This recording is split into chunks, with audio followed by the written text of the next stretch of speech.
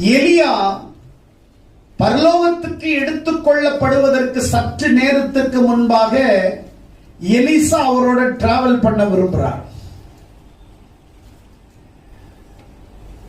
எலியா எலிசாவை அபிஷேகம் பண்ணின தேவ மனுஷன். எலியா எலிசாவை ஆவிக்குரிய வாழ்க்கையிலே உருவாக்கிய தேவ மனுஷன். எலியா எலிசாவை லீடர்ஷிப்குள்ளே உருவாக்கின தேவ மனுஷன்.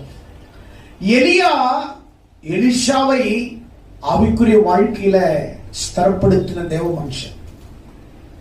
ஆனா கொஞ்ச நாளுக்குள்ள எலியா உயிரோடு எடுத்துக்கொள்ளப்படுறத எலிசாவுக்கு தெரிஞ்சிருச்சு. ஏன்னா இவரும் தீர்க்கதரிசி.